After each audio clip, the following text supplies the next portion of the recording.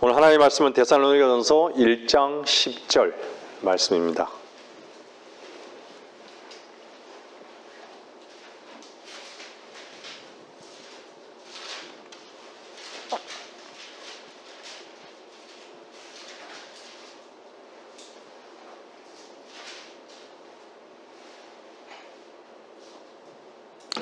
또 하나님께서 죽은 자들로부터 살리신 그분의 아들, 즉 다가올 진노로부터 우리를 구해내신 예수께서 하늘로부터 오심을 기다린다는 것이니라.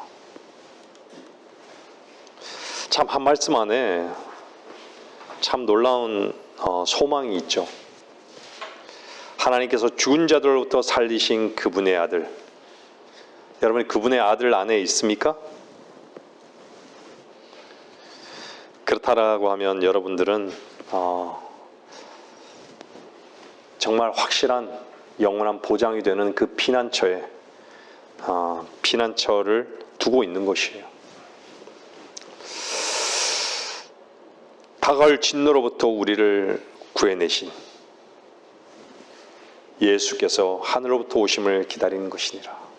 구해냄을 받았기 때문에 하늘로부터 오심을 기다릴 수 있는 것이에요. 그렇죠? 말씀을 듣고 계신 분들은 피난처가 어디입니까? 한번 하나님 앞에 주 안에서 한번 정직하게 한번 답변해 보세요. 여러분들이 우리 주 예수 그리스도가 아니라면요, 그 피난처는 모래 위에 짓는 집입니다.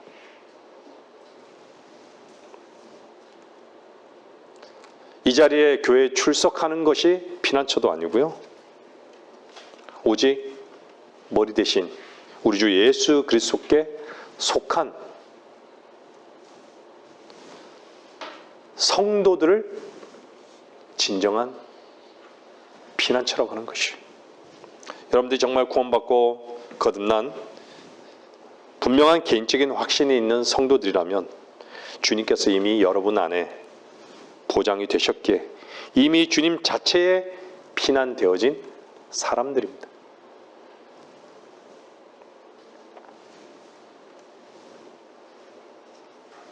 종교인들을 결코 말하는 것이 아니에요.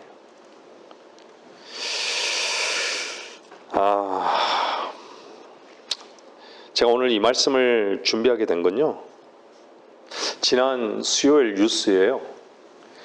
우크라이나의 그 위성 서비스를 제공하는 업체가 어디죠? 일론 머스크죠. 일론 머스크가 세계 최초로 인간 뇌에 컴퓨터 칩을 심는 임상 실험을 한 것이 공식적으로 방영이 되었습니다. 생각만으로 컴퓨터와 스마트폰을 생각만으로요, 아무것도 누르지 않고 손으로 컴퓨터와 스마트폰을 제어할 수 있게 한다고 합니다.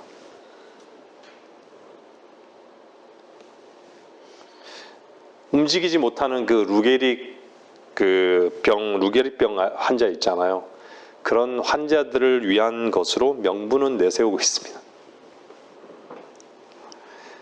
근데 뇌의 명령에 따라 사람의 몸이 움직일 수 있다면요, 그것 뇌를 통제할 수 있다는 거 아니겠어요? 사람을 통제하겠다는 얘기예요. 머리를 통제하겠다는 얘기죠. 그 칩의 이름이 뭐냐면 텔레파시.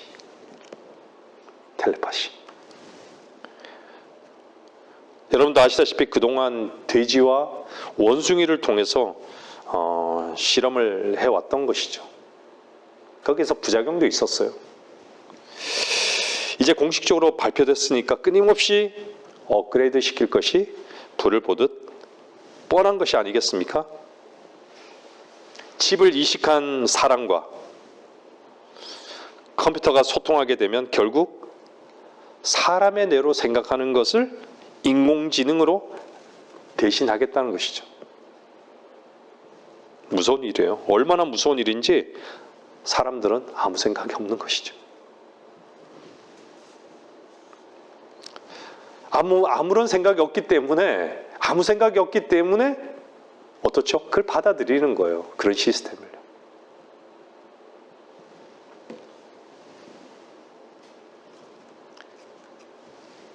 생각이 있는 사람들은요, 인간의 다양성을 존중하고, 인간이 통제받는 것에 대해서 아주 예민해요. 그렇죠?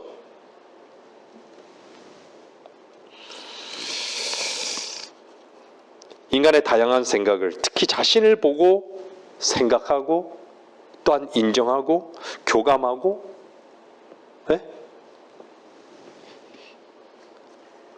그런 걸 통해서 하나님을 찾고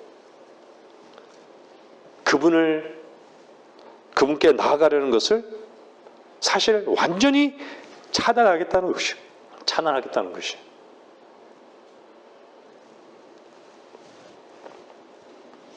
획일화시키고 통제하기 쉬운 상태가 된다면요, 적그리스도를 합법적으로 받아들이게 얼마나 완벽한 그림입니까?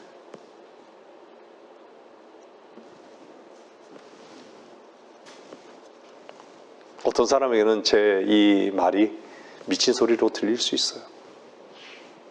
참 두려운 일이에요.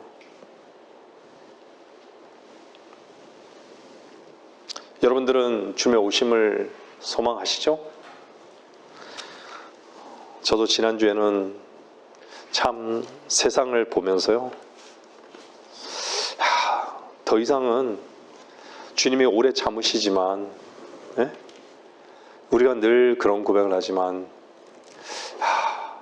주님이 지금 오늘 밤 오셔도 아무 이상이 없고, 성경적으로도요, 진짜 주님의 오심이 가깝다. 어떤 시스템은요, 여러분들 아다시피 핸드폰은 이미 다 만들어져 있어요. 다음 모델이 다 만들어져 있어요, 이미요. 그 시스템이요, 금방 순식간에 받아들여지는 거예요. 제가 예전에도 말씀드렸지만, 말을 타고 다니는 교통수단이 말이었을 때요, 자동차가 나온다 했을 때 사람들은요, 그냥 비웃는 거죠. 콧방귀 끼는 거죠. 어떻게 말을 대신할 수 있는 그런 시스템이 나올 수 있냐, 이해할 수 없는 거죠. 근데 어때요? 순식간으로. 우리나라 자동차가 그렇게 많았나요? 아니잖아요. 순식간에 바뀌는 거예요. 순식간에. 명분은 너무 명확하잖아요. 인간의 편리성.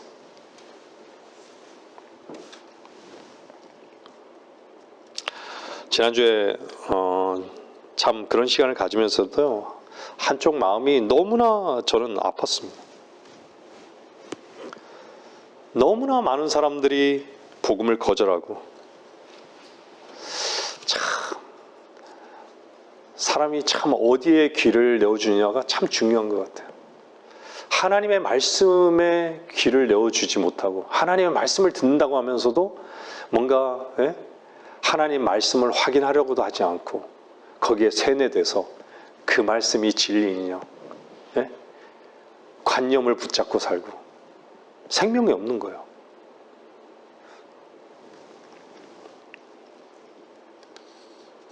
저는 오늘 말씀은요, 교회가 대환란을 통과하고 있는가라는 부분이에요. 교회가 대환란을 통과할 것인가 라는 것이죠. 우리는 이미 교리적으로 알잖아요. 근데 그 부분을 성경적으로 한번 살펴볼 것입니다. 많은 사람들이요, 교회가 성경에 보면 대환란이 나오잖아요. 분명히 마태복음 24장에 대환란이 있으리니 이렇게 얘기해요. 대환란이. 야곱의 고난의 때. 근데 그 대환란이 있으리니, 분명히 대환란이 있는 거예요. 환란과 대환란을 구분짓고 지어놓고 있어요. 전무후무한 대환란이 있는 것이에요. 계시록 4장 이후에는 대환란이 있는 거예요. 대환란이. 몇 년 동안요? 7년 동안요. 3년 반, 후 3년 반이 분리되어서 분명히 다르지만요, 7년 동안이 대환란이 있는 거예요. 근데 이 대환란이 있게 되면 어떻게 돼요? 마태복음 24장에 보면 산으로도 다 나오잖아요. 그래서 사람들이 산으로 피할 곳을 찾으라고, 또 어디 무인도로 가라고, 또 뭐 지하에 벙커를 만들어서 식량을 거기에 비축해 놓으라고 이런 말들을 하죠.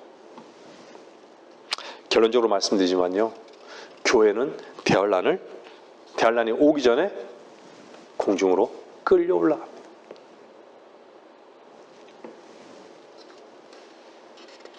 유일한 증거가 무엇이죠? 성경이 그렇게 말씀하고 있기 때문이에요. 오늘 그 부분을 우리는 살펴볼 것입니다. 어떤 증거도 필요하지 않아요. 성경만이 확실한 증거인 것이죠.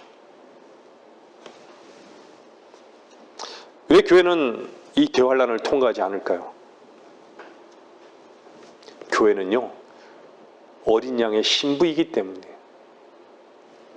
고린도후서 한번 보세요. 11장 12절 보세요.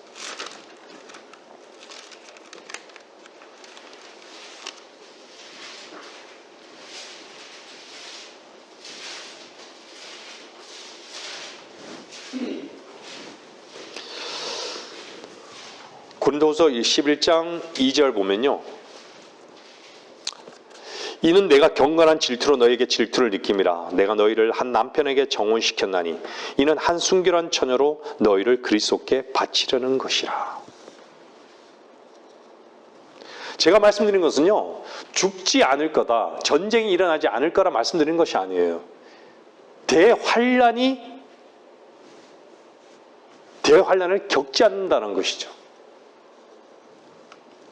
어린 양의 신부는요, 공중에서 혼인식을 할 것이에요. 계시록 19장에 보면요, 한번 보세요. 계시록 19장 보세요.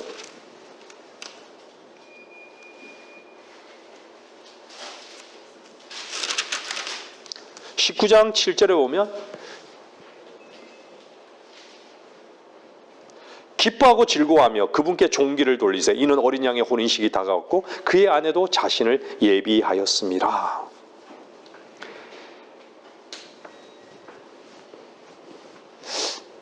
성경에서요, 대상을 알고 시기를 알고 어느 시점인가를 알고 언제인가를 알고요, 누구에게 적용되는가, 언제인가 참 중요합니다. 교회에게 말씀하신 것인가, 유대인에게 얘기하신 것인가,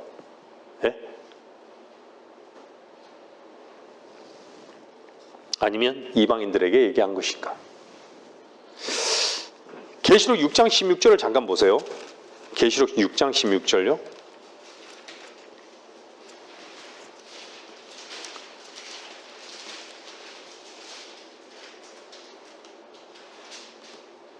산들과 바위들에게 말하기를 우리 위에 떨어져서 보좌에 앉으신 분의 얼굴과 어린 양의 진노에서 우리를 숨기라. 어린 양의 진노에서 숨겨달라고 얘기하는 것이죠. 여러분들, 대환란은요, 어린 양이신 주께서요 진노하시는 거예요. 진노. 대환란은요 정결케 하기 위해서 그 용광로에 집어넣는 거예요. 대환란이라는 그 용광로에 집어넣는 거예요.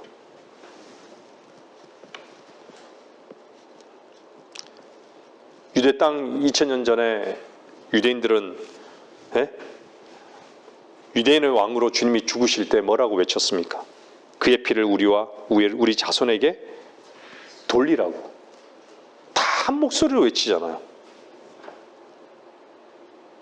바나바를 살리고 예수를 죽이라. 그의 피의 값을 받은 것이죠. 물론요, 결론적으로 말씀드리면 7년 대환란은요 유대인을 중심으로 이루어져요. 그렇다고 해서 영향을 안 받는 것이 아니죠. 이방인들도 당연히 대환란 안에 적그리스도의 통치 안에 들어가는 것이죠. 등장하는 시점이 성경에는 딱 있어요. 적그리스도 언제부터 등장해요? 계시록 13장 딱 등장하잖아요.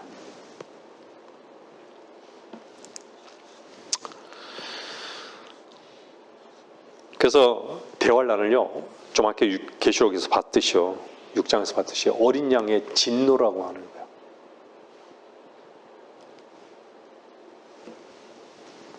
근데 계시록 19장에 보면 뭐가 나와요? 어린 양의 혼인식이 나오는 거예요. 어린 양의 혼인식. 여러분들, 혼인식이 다가온 신랑이요, 신부에게 진노를 쏟아부을 수 있어요. 혼인식이 다가오는데.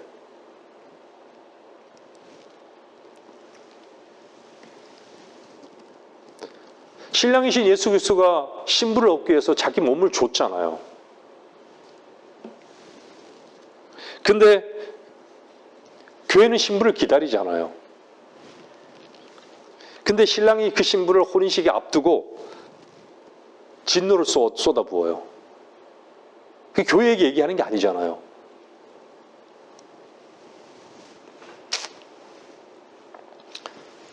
두 번째로요, 고린도서 12장 27절 보세요. 고린도서 12장 27절.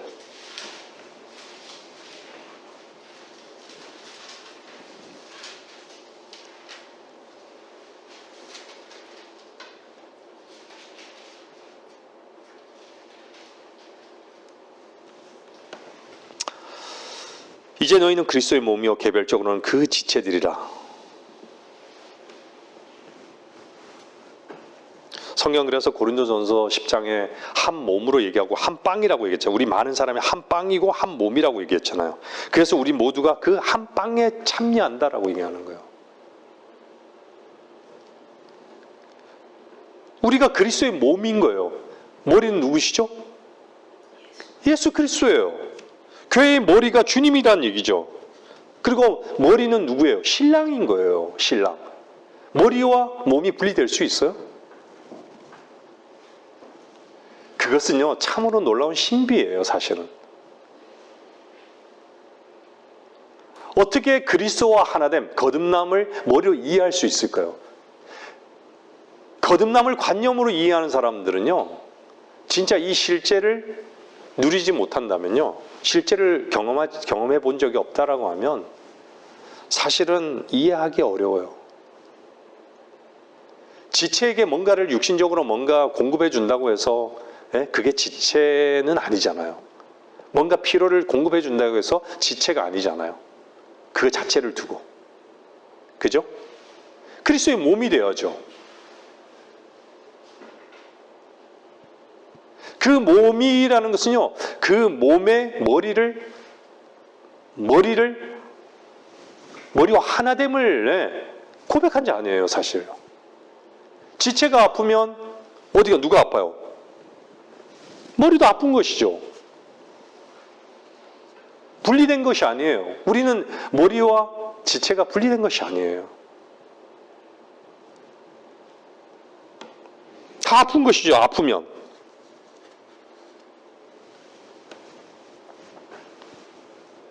근데 대환란을 머리도 통과해요? 머리가 대환란을 통과한다라고 하는 거예요. 지체가 통과하면 머리도 통과하잖아요. 그 얘기하는 거예요. 왜 이런 어떤 오류들이 있을까요? 하나님 말씀을 올바로 나누지 못했기 때문에요.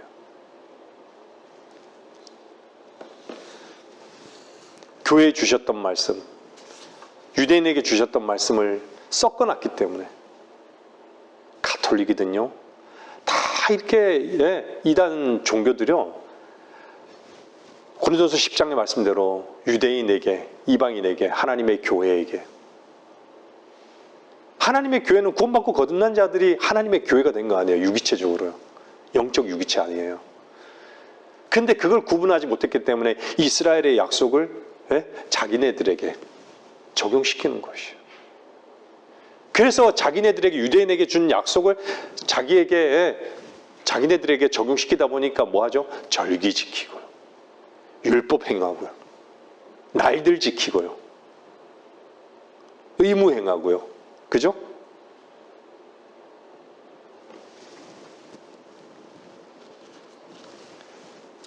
하나님과 하나됨을 경험해 보지 못한 것 증거예요. 영이 살아나본 적이 없다라는 것이죠. 에베소서 2장은 뭐라 그래요? 그가 십자가를 통하여 둘을 한 몸으로 만들어 십자가를 통해서 한 몸을 만드는 거예요. 하나님과 화해하도록 함이며 그 십자가로 원수된 것을 죽이려 함이니라. 대환란을 통과한다는 것은요, 십자가의 의미를 전혀 모르는 거예요. 십자가에서 주님께서 다 이루신 것에 다 이루었다. 그 의미를 모르는 거예요. 그 의미가 로마서 5장, 6장, 7장, 8장을 다 말씀하고 있잖아요. 3장, 4장, 5장, 6장, 7장, 8장. 경험적인 것을 얘기하고 있잖아요. 사도 바울이. 6장, 7장, 8장이요.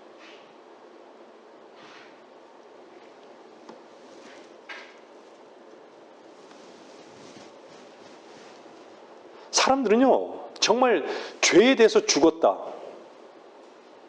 죄가 뭔지도 몰라요. 죄인이라고 하면서요, 네? 죄짓거리, 물론 죄짓거리 죄예요. 그 죄짓거리를 위해서만 주님께서 죄짓거리를 위해서 죽었다라는 것도 믿지 못해요. 왜요? 그걸 늘 그 죄짓거리를 용서를 구하니까요. 그렇지 않아요? 죄짓거리 용서 구하잖아요. 그조차도 믿지 않는 거예요.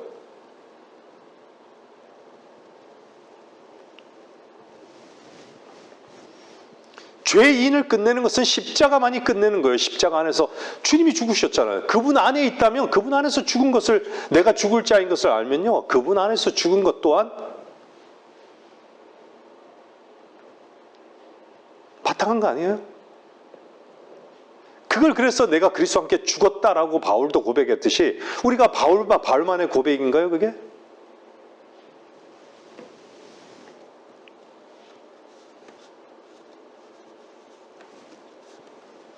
십자가를 믿는 자들과 하나님과 화해했는데 또 진노를 쏟아부어요.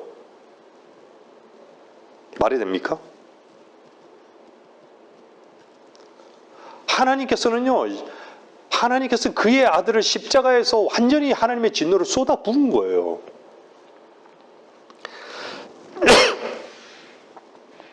그 진노의 잔을 우리를 위해 대신해서 어땠어요? 마셨잖아요.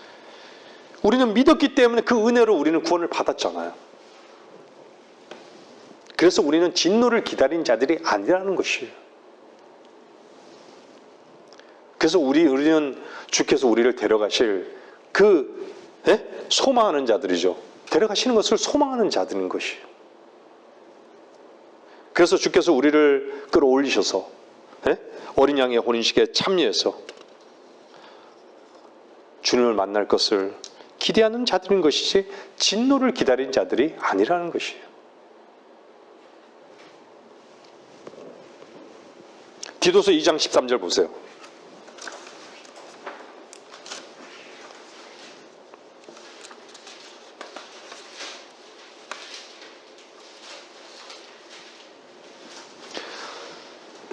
디도서 2장 13절입니다.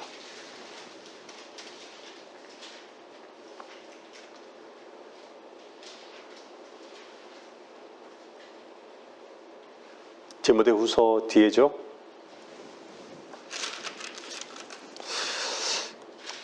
그 복된 소망 곧 위대한 하나님이신 우리 구주 예수 그리스도의 영광스러운 나타나심을 기다리게 하셨음이니. 우리는 기다리는 자들이에요. 나타나심을.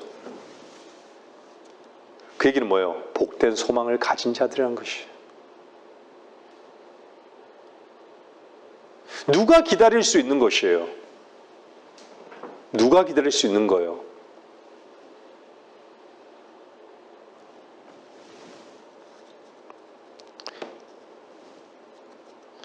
대환란을 기다린 자들이 아니라 그리스도의 영광스러운 나타나심을 기다리는 자들이 교회의 이게 특권인 것이에요.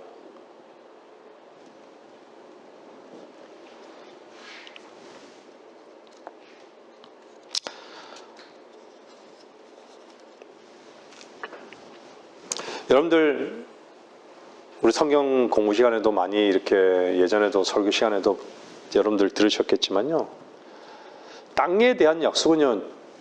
유대인들에게요. 과거에서부터 미래에도 땅에 대한 약속은 유대인에게 해당되는 것이에요. 아브라함에게도 얘기했잖아요. 땅의 티끌을 얘기하는 건 유대인에게 해당되는 거예요. 하늘의 별은요, 우리는 하늘로부터 시작된 자들이잖아요. 하늘로 시작됐다는 것을 그걸 거듭난 거예요. 주님께서 죽고 다시 사셨잖아요. 하늘로부터 다시 시작됐다라는 것을요, 여러분들 실제적인 경험이 있잖아요. 오늘 성경 공부 시간에서 하나님 나라, 의와 화평과 희락이 여러분 안에 구원받고 거듭났을 때, 그걸 경험했다 하고 누리고 있다면요, 여러분들 그걸 경험한 거 아니에요. 하늘로부터 시작된. 주님도 이 땅에서, 이 땅의 어떤 피로 인해서 시작된 게 아니잖아요.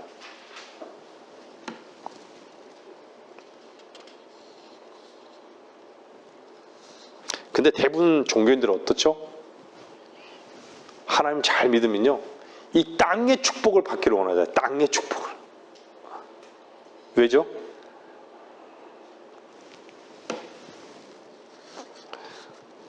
유대인으로 착각하는 거예요. 그러니까 유대인과 하나님의 교회를 구분하지 못하는 거예요. 나누지 못한다는 것이죠. 우리는 어떤 자들이에요? 하늘에 속한 복을 받은 자들이잖아. 에베소서 1장 3절 보세요. 에베소서 1장 3절요.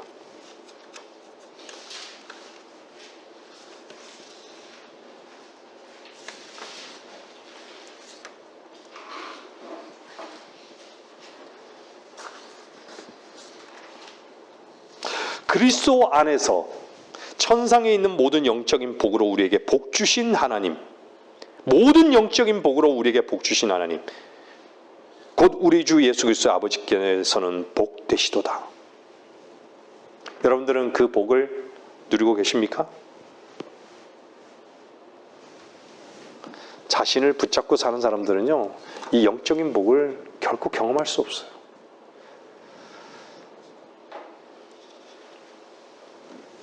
제가 말씀드리는 이 말조차도 참 사람들은 이해하기 어려운 말들일 수 있어요. 어떻게 자신을 내려놓아야 되는가? 네?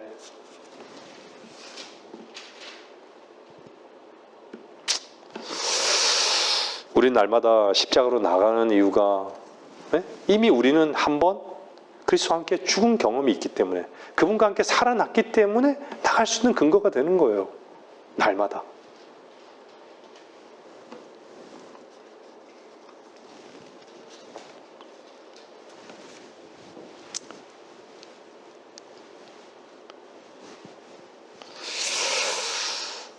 조금 전에도 말씀드렸지만 아브라함에게는 두 가지 약속을 하셨잖아요. 두 가지 복을 주신 것이죠. 조금 전에 말씀드린 땅의 티끌, 하늘의 별들. 우리 예전에 성경 공부 시간에도 했잖아요. 어쨌거나 창세기 13장의 그 티끌은요, 유대인을 향한 거예요. 우리는 복된 소망을 기다리는 자인 것이죠. 주님께서 하늘 보좌 우편에 앉아 계시잖아요. 근데 하늘 보좌 우편에서 내려오실 때 공중으로 오셔서 우리를 공중으로 불러 올리시는 것이 휴거인 것이에요. 재림은 어떻죠? 그래서 일반 교회는요, 휴거와 재림도요, 구분이 안 돼요. 계시록 19장에 하늘로부터 수많은 성도들이 내려오는 거, 하늘로부터 내려오는 거하고 공중으로 끌려 올라가는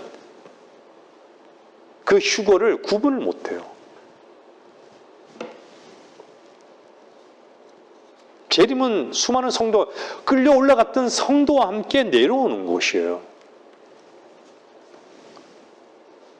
사람들이 이것을 얼마나 많이 오해하고 있습니까? 그래서 교회가 자꾸 대환란을 통과한다라고 얘기하는 거예요.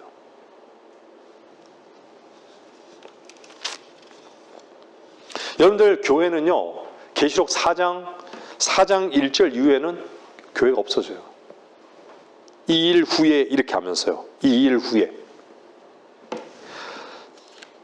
여러분들, 성경에는요, 이리 올라오라는 표현이 성경에 3번 있어요. 이리 올라오라는 표현이. 계시록 4장에 보면요, 4장에도 있죠. 잠언에도 나옵니다. 예? 잠언 25장에도요. 25장 7절 한번 집에 가서 한번 살펴보세요. 계시록 11장에도 나와요. 여러분들 고린도전서에 열매들이 나오잖아요. 서열대로. 뭐 다 찾아볼 수는 없는데 여러분들 분명히요. 우리가 아는 것은 마태복음 27장에 뭐가 나오죠? 무덤들이 열려갖고 잠들었던 많은 성도들이 일어나잖아요. 성경에 나오잖아요. 여러분들 집에 와서 마태복음 27장 한번 보세요. 주께서 부활하시고 난 다음에요. 어떻게 해요? 무덤들이 열리고 잠들었던 많은 성도들이 몸이 일어났다라고 성경 말씀하고 있어요. 그리고 부활하신 후에요. 무덤에서 나와서 거룩한 도성으로 들어가서 많은 사람들에게 나타나셨던 것이죠. 그 성경은 기록하고 있는 것이에요.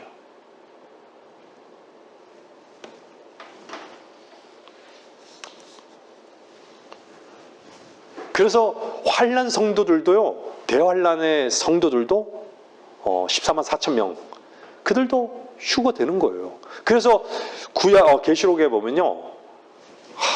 우리 원수들을 갚아줄 날이 언제이니까 하늘에서 주님께 말씀하잖아요. 그죠?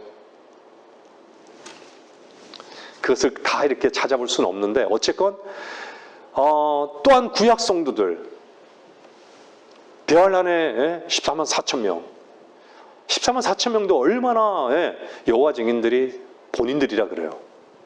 얼마나 14만 4천 명의 14만 4천 명이 성경에 분명히 지파별로 얘기하고 있는데 이스라엘 지파를 얘기하고 있는 지파별로 몇 명을 얘기하고 있는데 다 본인들이라 그래요. 자기 바운더리 안에 있는 사람들을 다 14만 4천의 성도들이라고 얘기해요. 14만 4천이 넘었는데도 14만 4, 그건 또 뭐 다른 식으로 또 해석하는 것이죠. 변명하는 것이. 말 그대로 또 교회의 휴거가 있는 것이죠. 구약 성도의 휴거가 있었잖아요. 27장, 마태복음 27장이에요. 딱 고린도전서나 데살로니가 전후서를 보면 교회 휴거가 있잖아요. 눈 깜짝하는 순간에 공중에서 끌려 올라가는. 그럼 또 대환란의 휴거가 있어요. 계시록 보세요. 휴거가 그래서 3번 나오는 것이죠. 대부분 사람들이 휴거하면 한 번의 휴거로 생각하는 거예요. 한 번의 휴거. 성경에 침례도 나오면 침례가 다 물침례로 여기는 사람들이 있어요. 여기는 교회들이 있죠.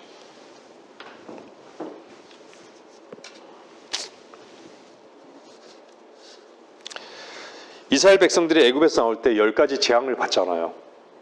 그 10가지 재앙도 이걸 교회에다가 적용시키는 거예요. 대할래. 그래서 통과한다. 누구예요? 10가지 재앙을 누가 받은 거예요? 이스라엘 백성들이 받은 거예요.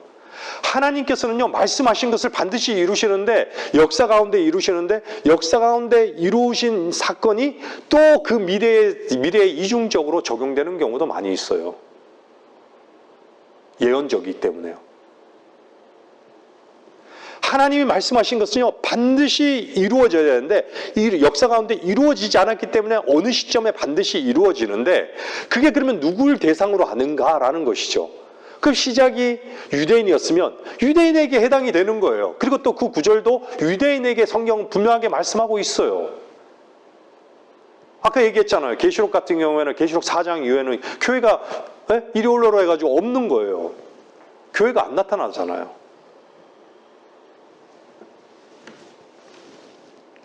그 이스라엘 출애굽할 때 10가지 그 재앙 자체도 이스라엘 백성에게 재앙이 그대로 반복이 되는 거예요. 언제요? 대환란 때.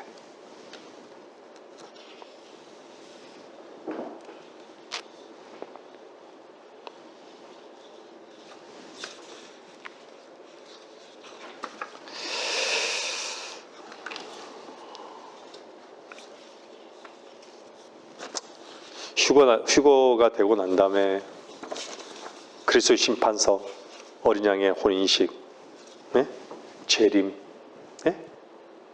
천년왕국 쫙 이어지는 그 그림들을 성경에서는 선명하게 보여주고 있어요.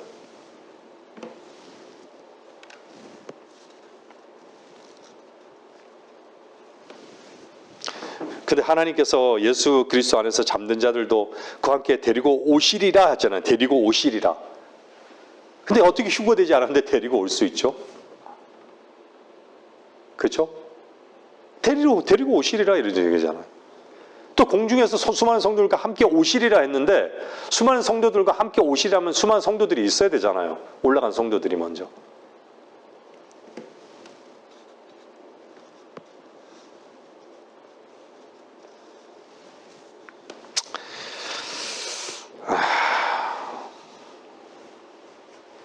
그러면 그리스도의 심판석이 있는데, 주님의 혼인식도 있는데, 혼인식에 신부 없이 할 수 있는 거예요? 신부가 없어요. 근데 그리스도 교회를 신부라 그러는데 신부가 없어요.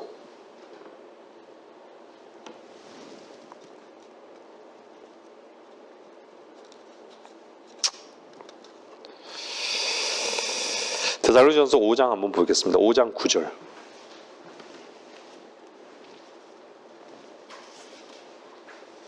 데살로니가전서 5장 9절요.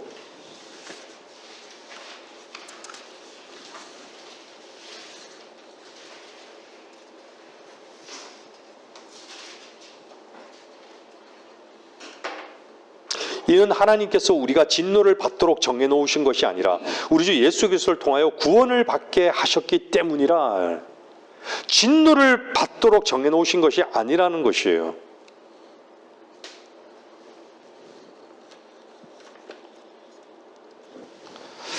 하나님은 신실하신 분이시죠. 하나님은 말씀대로 행하시는 분이신 것이죠.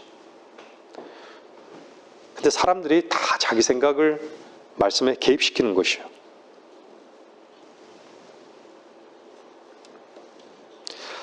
구원받은 성도들에게는요, 계시록의 모든 진노가 상관이 없어요.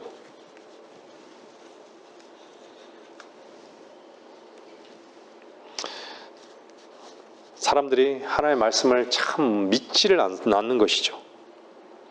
하나님 말씀으로 믿지 못하는 자들이 다 이런 어떤 장난질을 하는 것이죠. 하나님 말씀을 믿지 못하기 때문에 하나님께서 모든 보장이 된다는 것도 믿지 못하는 것이에요. 구원받지 못한 것이 확실한 것이죠.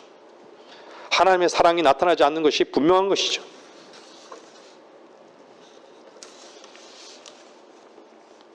사람들이 믿는다면서요, 다 자기 확신에만 있어요. 저는 참 그 이단 정말 구원받지 못한 그런 사람들 만나보면요, 정말 성경에 대한 지식이 탁월해요. 여호와 증인들 보세요. 그런데 신천지 보세요. 지식적으로 탁월해요. 뭐 그렇지 않은 사람들 물론 있지만은 성경을 가지고 얼마나 막 찾아가면서 얘기하는데요. 근데 자기 생각이 하나님의 말씀에 비추어서요, 정말 성경을 통해서 정말 확인해보고 관심을 가져보지 않고 배운 대로 그대로 세뇌돼서 관념화되어 있는 거예요. 근데 자세히 보면요, 정말 자유가 없어요. 누림이 없고 생명이 없어요. 관념인 것이죠, 관념.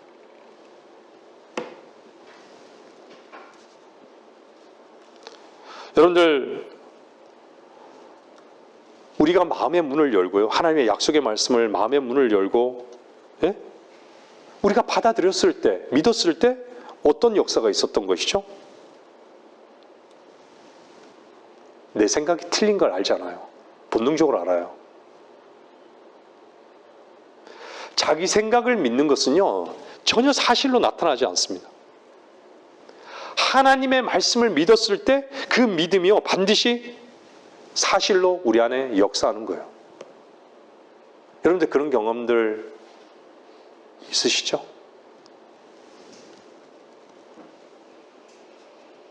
그렇기 때문에 그분의 말씀을 붙드는 게요, 지혜로운 것입니다. 우리 생각대로 되는 건 아무것도 없습니다. 우리 생각대로 사실대로 이루어지지 않습니다. 하나님의 말씀만 그대로 이루어지는 이유가 무엇일까요? 그분은 말씀하신 모든 말씀을 실상으로 역사하시는 분이기 때문입니다.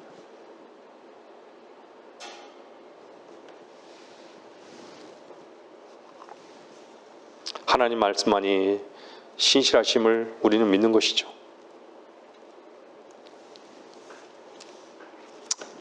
그래서 미래에, 지금도 마찬가지지만요, 미래에 이루어질 그 일까지도 우리는 믿을 수밖에 없는 것이죠.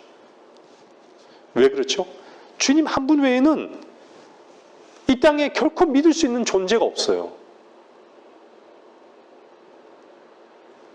믿을 수 있는 근거가 없어요. 하나님 말씀 이외에는요. 다 인간의 근거해서 나온 그 엑기스, 인간의 최선에 의해서 인간의 시간을 들여서 만든 그 인간의 어떤 노력으로 하나님께 다가가라는 그런 것밖에 없는 것이에요. 하나님 자신이 하시는 것에 대해서는 사람이 관심이 없는 것이에요. 그래서 예전에 말씀드렸잖아요. 사람들이, 학자들은요, 거듭나지 않은 학자들은 뭔지 아세요? 하나님께서 삶 속에 개입하시는가? 이걸로 논쟁하고 있어요. 이걸로요.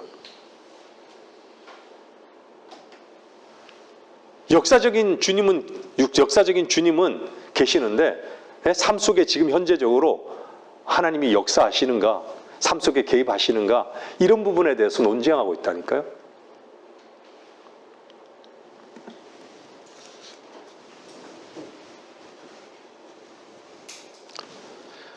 주님은 우리의 머리시고 우리의 생명이시고 그분만이 신실하시고 그분만이 우리의 보장이시고 그분께 우리를 의탁할 수 있는, 그걸 고백하는 자들은 그분의 생명으로 사는 그 사람을 하나님께서 얼마나 사랑하시겠어요.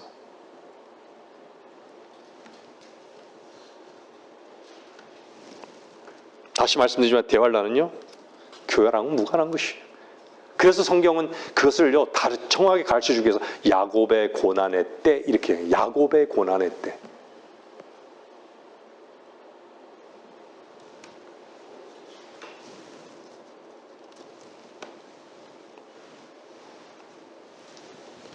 그래서 여러분도 아시잖아요. 야곱은 육신적인 이름 아니에요. 야곱에서 이스라엘로 되게 하기 위해서 주님께서 그런 대환란의 그 고난의 용광로에 집어넣는 것이에요. 그 일 이후에는요, 어떻죠? 그들이 찔렀던 그분을 보게 되고, 스가랴 말씀대로요, 보게 되고, 주를 아는 지식이 가르치지 않아도 알게 되는 거예요. 왜요? 그분이 직접 재림하셔서 나타나시니까요. 그분의 통치를 보게 될 거니까요. 그때는 모든 것이 메시아를 죽인 우리가 그를 죽였구나. 그걸 인정하는 날이 반드시 오게 될 거예요.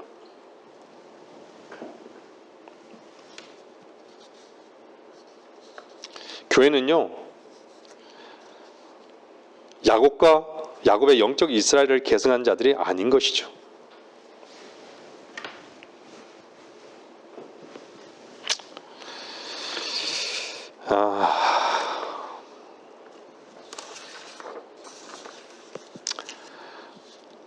교회가 환난을 통과한다고 말하는 사람들에게요, 한번 물어보세요. 마태복음 24장, 25장을 어떻게 해석하냐고.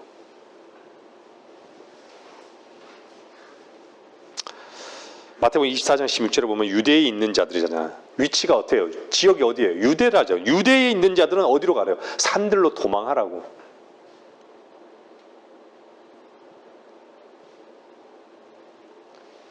근데 신천지는요, 보세요. 마태복음 24장을 오해하는 거예요.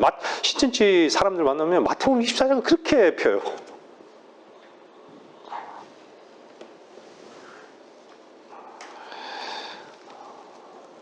그들의 교리가 얼마나 어리석은지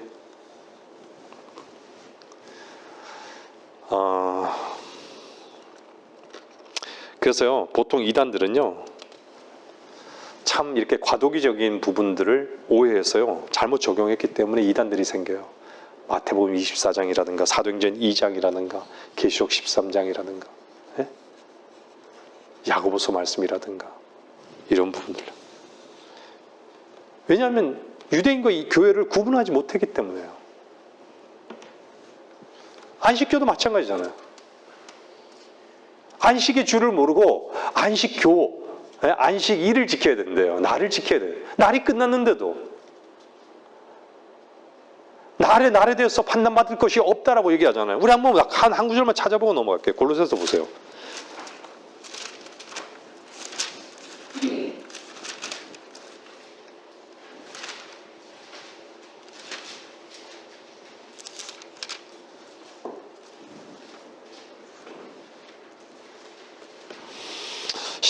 골로새 2장 14절에서 16절 보세요. 17절까지 우리를 거스리고 우리를 대적한 손으로 쓴 법령을 지워버렸 또 그것을 그의 십자가에 못 박아 없애셨으며 정사들과 권세들을 벗겨내어 그것들을 공개적으로 나타내시고 십자가로 그들을 이기셨느니라. 그러므로 음식으로나 마시는 것으로나 거룩한 날이나 새 달이나 안식일들에 관해서는 아무도 너희를 판단하지 못하게 하라. 이런 것들은 다가올 것들의 그림자이니 몸은 그리스도의 것이니라. 다가올 그림자라는 것은요, 앞으로 미래에 다시 재현될 수 있다라는 것이에요. 근데 지금은 어떻죠? 아무도 판단받지 못하게, 판단받을 이유가 없는 거예요.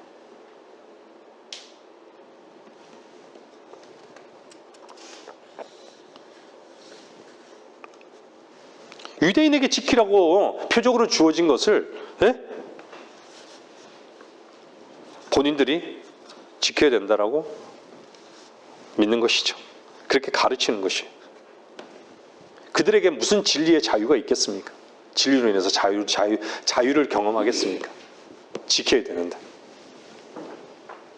마태복음 24장은 또 뭐라 그래요? 너희는 피난하는 일이 겨울에나 안식일에 일어나지 않도록 기도하라. 제가 다시 말씀드리지만 교회와 안식일이 도대체 무슨 상관인 것이죠? 교회는요, 주님이 죽고 부활과 연관된 것, 실제적인 부활과 연관된 것이에요. 날과 상관이 없어요. 주의 첫날에 주님께서 부활하셨기 때문에 그냥 모이는 것이에요.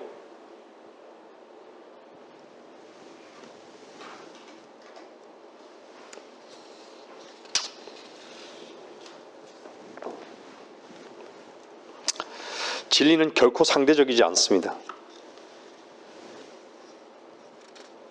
진리는 결코 상대적이거나 수가 많고 적음에 따라 결정되지 않습니다.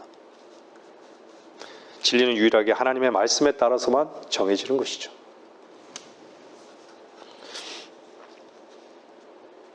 다른 사람들이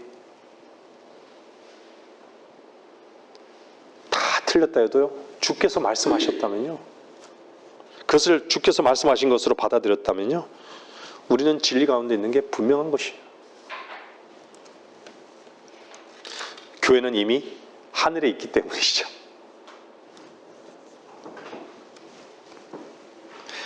여러분들 계시록 4장 이후에요, 계시록 19장까지는 교회는 한 번도 거론되지 않습니다. 우리가 이 땅에 있을 때도 여러분 에베소서에 우리의 영은 하늘에 있잖아요, 이미요. 그분과 하나 됐기 때문에. 대환란이 여기서도 마찬가지지만요, 교회는 계시록 4장과 19장까지 나타나지 않은 것도요, 이미 아마 교회가 이미 하늘에 있다는 얘기예요. 나타나지 않는다는 것은. 거기서 하늘에서 나타나지 않아요.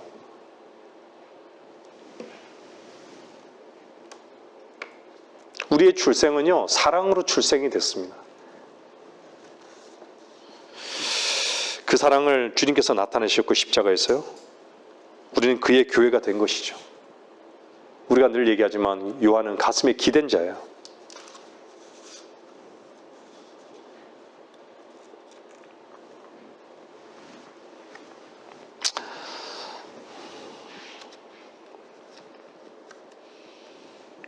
교회는요, 주께서 재림하실 때까지 주님의 가슴에 기대 있는 자들입니다. 그래서 뼈 중에 뼈요, 살 중에 살이다 이렇게 얘기하잖아요. 혈과 육을 얘기한 게 아니라 뼈 중에 뼈요, 살 중에 살이라고 얘기한 거예요. 육은요, 휴거되지 않습니다.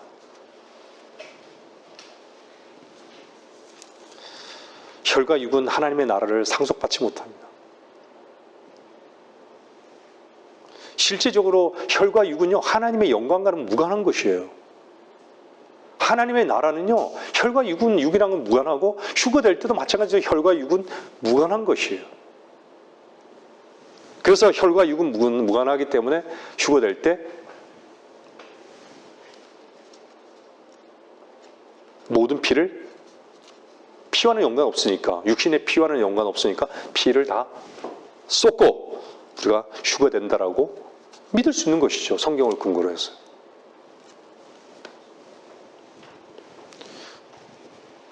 우리는 주님의 몸이 됐을 때, 그래서 성경은 혈과 육이라고 표현하지 않고 살과 뼈라고 얘기하는 거예요. 살과 뼈.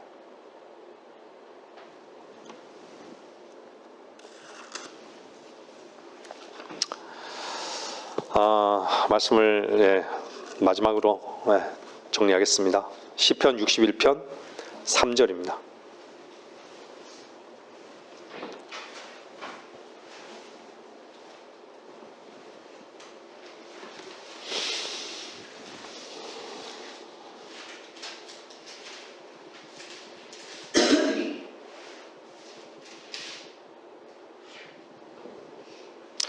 주는 나를 위한 피난처시요 원수들로부터 피하는 견고한 망 되시니 내가 주의 장막에 영원히 거하며 주의 날개 깃에 피하리이다. 셀라.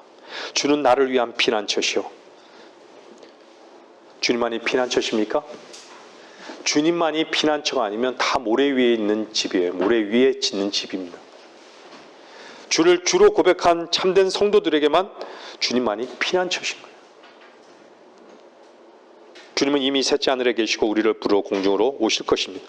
우리는 휴거를 기다리는 자들입니다. 대할 난을 기다릴 이유가 전혀 없는 것이죠.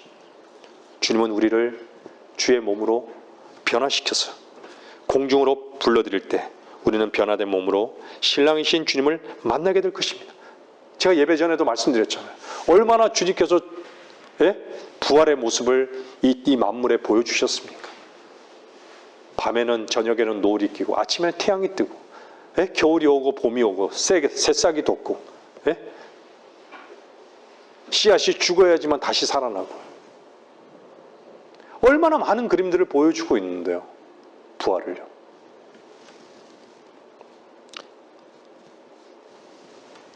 우리도 몸도 변화되잖아요. 우리 아기 때 이렇게 자라서 몸이 변화되잖아요. 몸 변화되는 것이에요. 하물며 인간이 만드는 어떤 보톡스로도 몸이 변화되는데, 우리는 주님의 순결한 신부이고 주님의 몸입니다. 우리의 머리는 주님이십니다. 분리될 수 없는 것이죠.